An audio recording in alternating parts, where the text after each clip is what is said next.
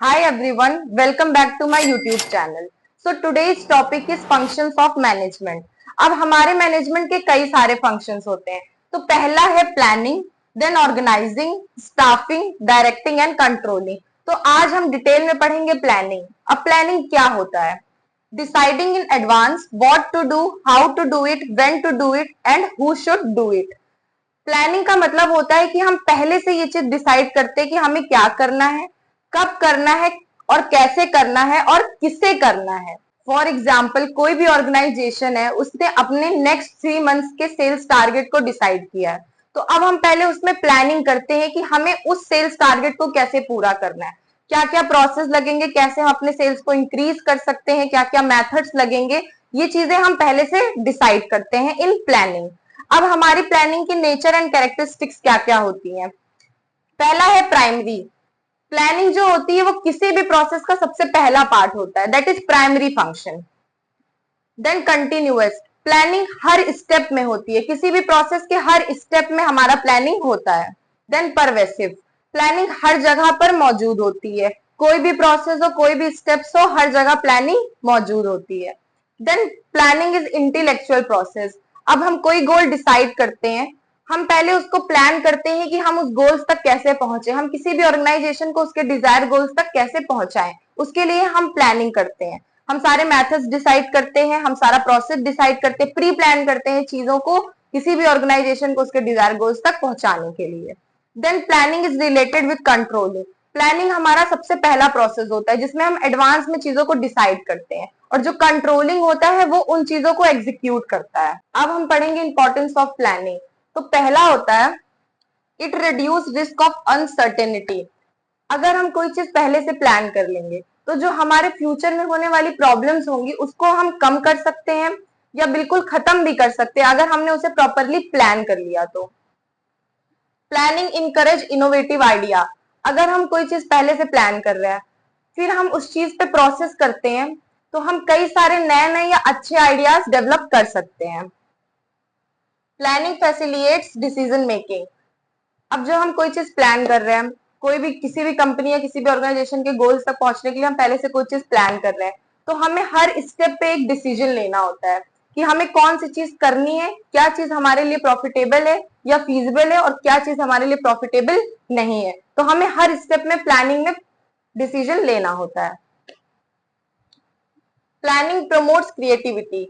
अब हम कोई चीज प्लान कर रहे हैं, कई सारे लोग हैं जिससे हम चीजें डिस्कस कर रहे हैं, हर किसी की चीजें, हर किसी का पॉइंट हम सुन रहे हैं, उसके बाद हम एक चीज डिसाइड करते हैं. तो प्लानिंग क्रिएटिविटीज को भी इंक्रीज करती है. It promote efficiency of an organisation. अगर हम पहले से कोई चीज को प्लान करेंगे, उसके आगे की जो प्रॉब्लम्स है उससे डील कर लेंगे, तो हमारी जो एफिशिएंसी होगी कंपनी की वो बढ़ जाएगी. It provide direction. अगर हम कोई चीज पहले से प्लान कर चुके हैं, हमें अपने ऑर्गेनाइजेशन का गोल पता है, तो हमें पूरा प्रॉपर एक डायरेक्शन मिल चुका है कि हमें आगे क्या और कैसे करना है. अब हमारा जो नेक्स्ट टॉपिक है वो है प्लानिंग प्रोसेस. प्लानिंग प्रोसेस क्या होता है? पहला होता है सेटिंग अप ऑफ ऑब्जेक्टिव्स. किसी भी ऑर्गेनाइजेशन में या किसी भी कंपनी में सबसे पहले हम उसका ऑब्जेक्टिव डिसाइड करते हैं.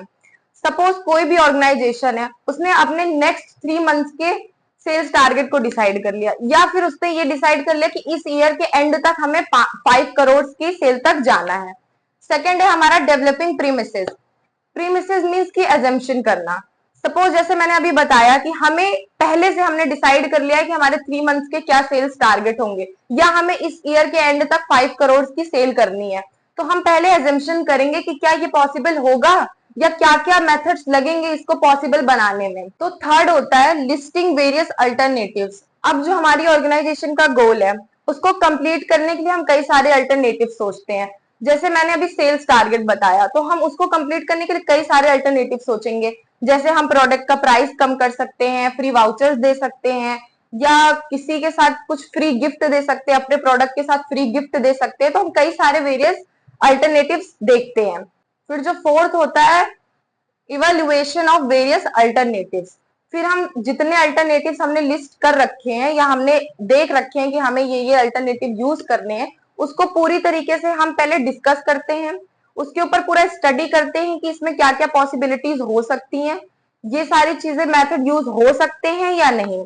फिर फिफ्थ होता है हमारा सिलेक्टिंग एन अल्टरनेटिव्स। फिर सारे जितने अल्टरनेटिव्स हैं उसमें से जो स्टडी करने के बाद जो हमारा बेस्ट अल्टरनेटिव निकल के आता है हम उसे चूज करते हैं। फिर सिक्स्थ होता है इम्प्लीमेंट द प्लान। जो भी अभी तक हमने प्लानिंग की है, जितनी भी हमने अल्टरनेटिव्स डिसाइड किए हैं कंपनी के ऑब्जेक्टिव को कंप्लीट करने के लिए, वो उस सारी चीजों को हम अब इम्प्लीमेंट करने की बारी आई है। अब हम ऑर्गेनाइजेशन में उस प्लान को इम्प्लीमेंट करेंगे। लास्ट होता है फॉलो अप। अब हमने प्लान इम्प्लीमेंट कर दिया, लेकिन क्या वहां पे काम खत्म हो गया? नहीं, हम उसको फॉलो अप करते हैं, हम उसको टाइमली चेक करते रहते हैं। जो मैनेजर्स होते हैं वो जो भी प्लानिंग हुई है उसको डे टू डे या जो भी उन्होंने टाइम डिसाइड कर रखा उसके अकॉर्डिंग वो उस प्लानिंग को चेक करते रहते हैं। अब हम पढ़ेंगे टाइप्स ऑफ प्लानिंग। तो 5 टाइप्स की प्लानिंग होती है। पहली होती है financial and non financial planning. Financial planning वो होती है जिसमें कि हमारा मनी का रोल होता है, यानी जिसमें हमें फाइनेंस की जरूरत होती है। जैसे अगर हमें कुछ रॉ मटेरियल खरीदना है या हमें कुछ मशीन खरीदनी है तो ये हमारी फाइनेंशियल प्लानिंग में आती है। दूसरा होता है हमारा नॉन फाइनेंशियल प्लानिंग, जिसमें मनी का कोई रोल नहीं होता है। जैसे हमें किसी वर्कर्स को कैसे मैनेज करना है, कोई भी हमारा गोल है या ऑब्जेक्टिव है उसमें हमने कुछ प्लानिंग की है तो उसमें हम वर्कर्स को कैसे मैनेज करते हैं वो हमारा नॉन फाइनेंशियल प्लानिंग में आता है। दूसरा होता है हमारा formal and informal planning. Formal planning वो होती है जिसमें पेपर वर्क होता है, और इनफॉर्मल प्लानिंग वो होती है जिसमें कि पेपर वर्क का कोई रोल नहीं होता है। सपोज कोई स्कूल है या कोई कॉलेज है जिसमें हमें किसी भी फैकल्टी का पढ़ाया हुआ समझ में नहीं आ रहा है और हमें उस फैकल्टी को हटाना है, जब तक कि सारे स्टूडेंट्स उसको डिसाइड कर रहे हैं तब तक तो वो हमारा इनफॉर्मल हो गया। लेकिन जब हमने एप्लीकेशन लिख दी प्रिंसिपल ऑफिस में, हमने उसको सबमिट कर दिया सारे स्टूडेंट्स के सिग्नेचर के साथ, तो वो हमारा फॉर्मल प्लानिंग हो जाता है। थर्ड है हमारा स्पेसिफिक रूटीन प्लानिंग।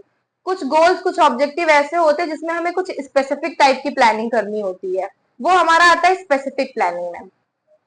फोर्थ है हमारा प्रॉफिट प्लानिंग। अब प्रॉफिट प्लानिंग क्या होता है? जब हम छोटे थे हमारी मम्मी हमें 100 रुपीज देती थी कि बेटा जाओ दुकान से, एक लिस्ट बनाती थी कि हमें ये सामान लेके आना है, तो हम पहले से ही अपने माइंड में प्लान कर लेते थे कि हाँ इतने प्रोडक्ट्स कितने के हो सकते हैं और कितने पैसे बचेंगे जो हमारी सेविंग्स हो जाएगी।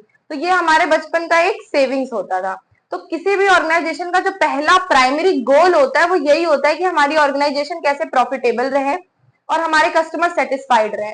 तो किसी भी ऑर्गेनाइजेशन को प्रॉफिटेबल बनाने के लिए जो प्लानिंग होती है वो हमारी प्रॉफिट प्लानिंग में आती है। फिफ्थ होता है हमारा short range and long range planning. Short range planning वो होता है किसी भी ऑर्गेनाइजेशन में सपोज हमने कोई भी ऑब्जेक्टिव को बहुत ही छोटे टाइम के लिए सेट किया है, उसके लिए जो प्लानिंग होती है वो हमारी शॉर्ट रेंज प्लानिंग होती है। लॉन्ग रेंज प्लानिंग वो होती है जिसे हम बहुत ही लंबे टाइम तक के लिए डिसाइड करते हैं। जैसे हमने किसी भी ऑर्गेनाइजेशन में ये चीज डिसाइड कर ली कि हमें 2 साल में उस कंपनी का प्रॉफिट 5 करोड़ चाहिए, तो उसके लिए जो हम प्लानिंग करेंगे वो हमारी लॉन्ग रेंज प्लानिंग होगी। So thank you for watching my video. Don't forget to like share and subscribe and keep supporting me.